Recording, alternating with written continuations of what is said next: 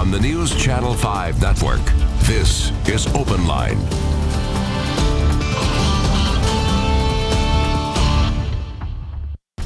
Well, good evening and welcome into Open Line. I'm Chuck Long, glad to be along with you for the next hour. One of my favorite nights to be here on Open Line. This is Ask an Attorney, and one of our favorites, Kevin Kennedy, extraordinary lawyer, the Kennedy Law Firm. They've been in business over 35 years, and You're there's a telling reason my for that. age. Go ahead, Chuck. You started at what, 3 or 4? That's good. That's why Chuck is so clever. If you didn't notice, this is his Christmas turtleneck That's outfit. it. I thought it was a holiday season. It is. So it's great. I'm glad you're here tonight, Chuck. It's always fun to do the show with Chuck. I told Chuck on the way here, I stopped in one of the, and they were asking about the show. So as a matter of fact, we're going to do it live tonight. It is. And I'll tell you, if you look back, do you realize this is our last show of the decade? I cannot believe. I know the camera people were saying that, and wow. Yeah. You know, it's a time to reflect back. And Chuck, you said it best before we went on the air. The things that y'all can take away from us tonight, you're going to have all your family just within the week. So you can take that opportunity to teach and to share and to protect. You know, the police department, they are skilled in taking care of their situation, and the education department, they're going to take care of theirs. You'll have to take care of yours and your family, and so we're glad that we can assist. Knowledge is power. That was in the teens, and when we roll over to the 20s, knowledge is power. It's still going to be. It absolutely is. And you know, I tell you this a lot, Kevin, but it is. It's one of my favorite things to do is to sit next to you. I'm about to get my law degree just from sitting next to you. We say that all the time. It really is. It's a huge help, and I think that's one of the things that makes this show and you so popular is when people call in and they have that question, they have that comment, it not only helps them, your advice, it helps so many other people because it affects so many other people. Absolutely. We have so many things in common like that. Well, what I love to do, even as a lawyer, I always have lots of other lawyers and support staff, and I've had some young lawyers say, why do you ask them? Because I like to discuss it. Let's get it in the air. And even as you were talking about it, you are coming up with the answer, and then it's reaffirmed. That's why they have 3 judges on the Court of Appeals. There's 3 different opinions. And then when you go to the Supreme Court of Tennessee, there's 5. And then sometimes I dissent from you, Chuck. Well, we can be educated and sophisticated, and we can disagree on the theory. But so much that what we share, everybody's life, everybody's family, everybody's business is going to be affected. Absolutely. And the number that you can call, you know, again, these comments, the questions that not only help you, they help the listening audience as well, the entire listening audience, is 737-7587, 737+. When you have a question, when you have a comment, get on the line with us. The lines always get extremely busy when Kevin's here. And I was just looking over as we look back and reflect on 2019. Here are some of the reasons that people were calling in. Everything from personal injury, medical malpractice, police misconduct, employment discrimination, car accidents, truck accidents, bicycle and pedestrian accidents. We've heard more this year, I think, than ever before. I do too. Wrongful death, estate planning, neighbor and family disputes. So many things you have to consider, and this is why it's always nice to sit next to Kevin, learn about what you should do. Yes. And the first thing you should do when you have a problem, though, is call that lawyer and find Absolutely. out what's the best advice. You know, so much of the time we never know when we're caught up in a car accident. If you live long enough, it's going to affect everyone's family. So it may not affect you tonight, but it could tomorrow. And the crime situation, the road rage, we've talked about it. You know, 25 years ago, they used to ask me quite often about cameras in the courtroom. There was many lawyers that were opposed to that. I have always been a big proponent because I believe education helps all of society. In fact, when I was in school, I never got to really see a lawyer. And I said, if I ever become one, I'm going to do something about that. So we have the Court of Creativity. I'm proud to say we've had 26,000 students came through that, watch mock trials, no expense. We do our internship program. What's the theory behind that? I had one of the Supreme Court justices, the Chief Justice told me, he said, Kevin, how do you keep them all busy? I said, well, we try to teach them, and we have just a limited amount of time with them, but it's made a big difference in a lot of families, and it bleeds over. Many of those guys are lawyers, both female and male, and many went on into the medical profession. They were interns with me. So I'm proud of that, and anytime someone talks about they watch us on TV, I'm very, very proud. I've told you before, come up to Chuck and I anytime, anywhere. we're not offended in the least. We love to hear from you, and we love to try to help you. Absolutely. 737-7587 is that number that you can call when you do figure out that question that you've been pondering and that you want to ask it. We'd love to hear from you. You know, Kevin, before we went on too, I was talking about how things have changed over the years, and now even some of the things that are available to us when we get in some kind of dispute. Yes. For example, I mean, most everybody has a phone. You can pull that phone out and you can use the voice recorder on there, and you can record so that a lot of times, you know, you finish that situation and then you can't remember all the details. Yes. Pull that little voice recorder out. Remember, I've said, and I learned it from a businessman that didn't have much education, but he was brilliant. He said, a good understanding keeps down a misunderstanding. And Chuck and I said, well, I thought we were going to meet at 6:30. Chuck said, no, Kevin. I said, meet at 5:30. Well, then you pull out that tape and said, listen, Chuck, here it is. That's just a small example, but it's not. And especially when you find someone that's trying to advance their agenda on you, whoa, let the red flag go off. If you're talking on the phone and somebody says, well, you told me this, a red flag should go off so that you know that they're trying to lull you in to say something that you really didn't intend to say.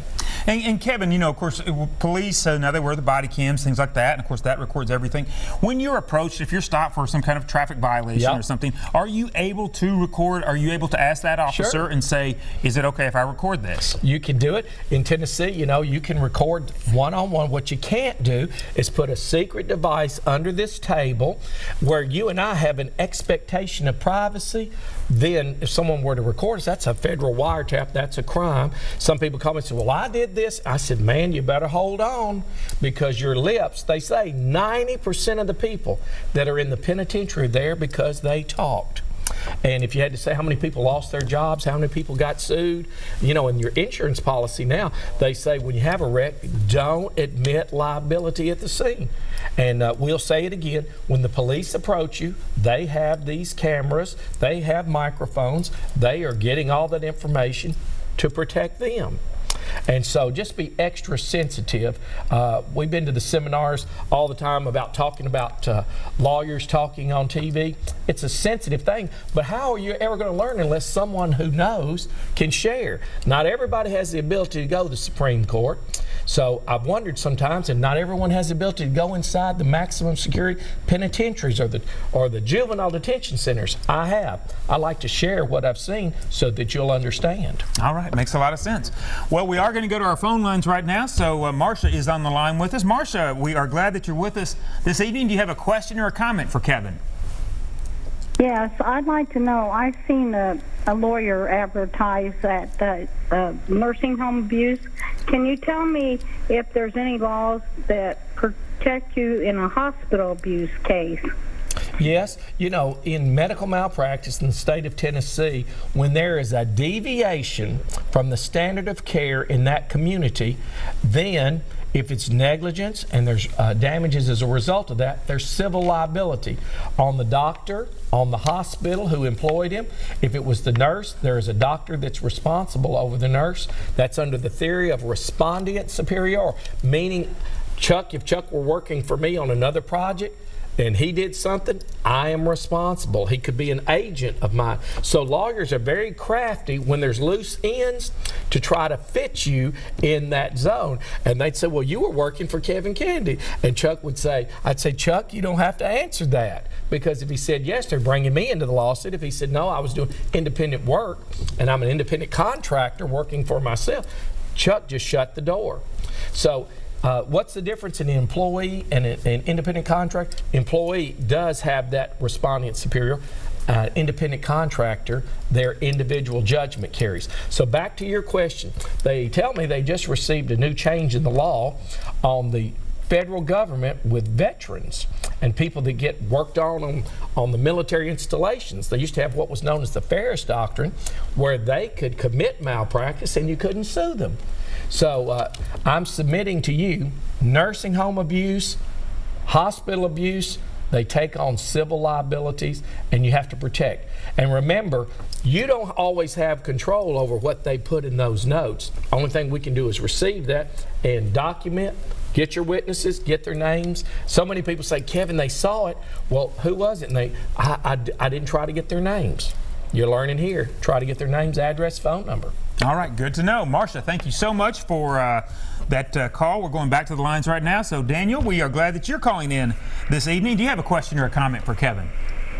Yeah. Okay, go ahead. The question I got, I've been homeless for 10 years, and some of the stuff I got, and I'm a crippled, got 5 toes cut off on both feet. Plus that, I got other stuff. And with Tennessee, I do not have no address. So I have called several lawyers with my disease. We can't help you out. What am I supposed to do about that? Well, the first thing, I'm so sorry to hear your circumstance. And, you know, we have Legal Services of Middle Tennessee. They're a great wealth of information and direction. We have the National Bar and the Tennessee Bar Association. They have so many people that are highly skilled. And I would try to get to one of those associations and tell them your circumstance. Now, first off, just because if I had an accident and lost a leg or lost toes or what, you first have to determine, was there liability against the other side? And then, do they have insurance? Or do they have reasonable assets that could compensate you?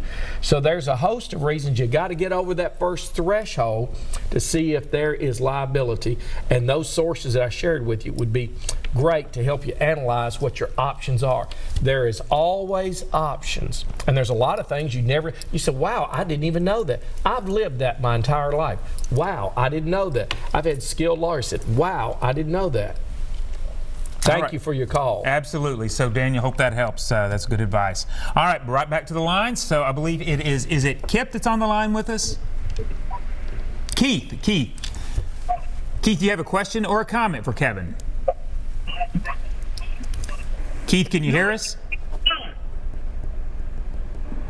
I tell you what, we got a little technical difficulties. We will check back. Hopefully we'll get back with Keith. We're going to the lines right now. Lucy is on the line with us. Lucy, do you have a question or a comment for Kevin? Hey, y'all. Hi, Lucy. How are you? Well, I am fine. I just hope that y'all have a nice holiday, because you know how the old joke goes about lawyers. No, what do you call a lawyer tied to an anchor at the bottom of the ocean? Yeah, Lucy, what do you call them? A good start. Oh, my goodness. I'm just kidding. Well, Chuck thought that was funny. I did too.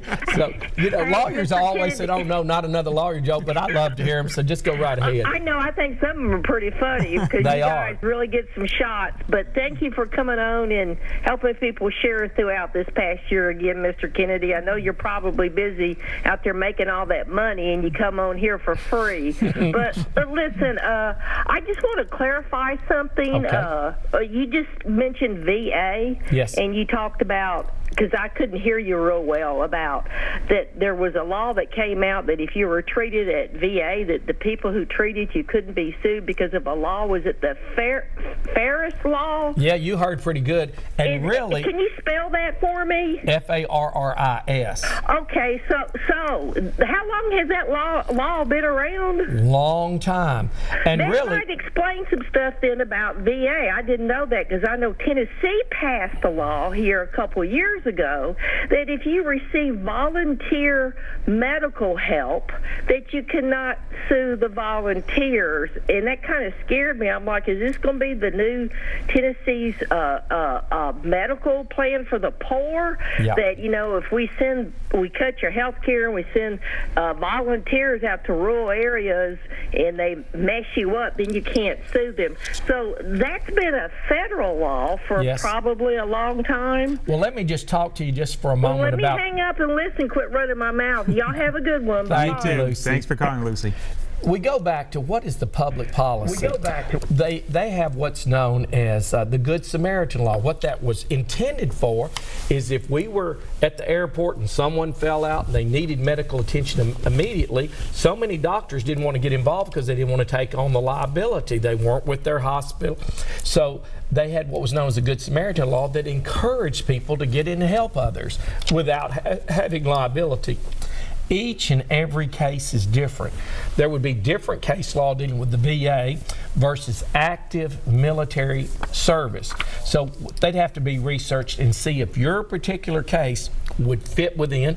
And remember, I said with every law, there's 100 exceptions. And then when you get down to it, when you go to the Court of Appeals, I was just there, and you got 3 different opinions. Both lawyers have different opinions. So the law is the law, but it's open to interpretation. That's where a skilled lawyer is very valuable, and I would always pursue the skilled lawyer. They say there's a proliferation of lawyers, but there will always be a need for a good one.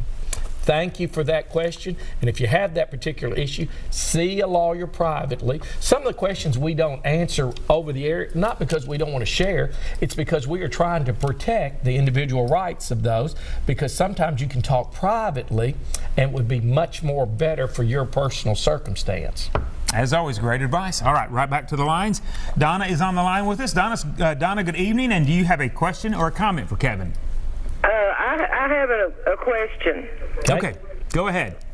My daughter, her name's Donna also, she had shock treatments when she was 19 years old.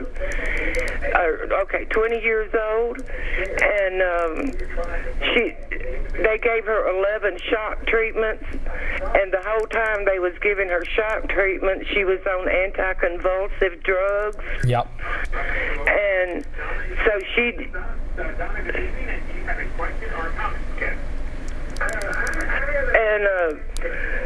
the 11th one went bad, and the doctor called me, Dr. Rubin. He called me and he told me about what had happened, and he said he kept trying to shock her, to get her to convulse, and she never did convulse on the 11th shock treatment. And so when we brought her home that day, she was really walking like the Bride of Frankenstein, and I didn't really care that much because she was here with us, but her body was different. She was walking funny and jerking her head, and her sister helped her out for about a year. They would walk every day, and it's been like 23 years now. Wow. And she's been in the hospital maybe 30 times. Well, I'm so sorry to hear your particular situation. You know, we go back to Tennessee and we hear these kinds of things all the time. Tennessee has a 1-year statute of limitation.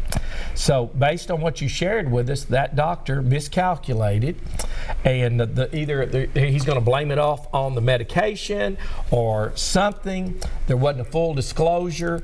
And you know, everyone says you give informed consent, and that long document that you sign, you're saying, well, we know there's a lot of risk. Well, that's still a lot of gray areas, and that's open to interpretation. But yes, the trouble maybe is, you can understand this part. Yes. When you give an anticonvulsive drug, you can't convulse. Yes, I understand that. I'm so sorry. They damaged her. Yes, they did. I can agree with everything you have said, except we've got a problem in Tennessee, a 1-year statute of limitations. If you don't file the lawsuit within that 1 year, you're barred forever. The daughter is, I think you described, was 19. If she'd been 17, the statute would run till they're 18 and then 1 year. But when they're 19, you're an adult, 1-year statute. Thank you so much, and I'm so sorry to hear about your circumstance, but you help some others evaluate theirs. Absolutely. So, Donna, we appreciate your call. We're sorry for your situation, but again, like Kevin said, that does help folks to be able just to hear that, to know that about that 1 year statute of limitation. All right, we are going to take a break. I know a lot of you have some calls, have some questions, so get online with us. 737-7587 is the number, and we'll get to those calls right after this.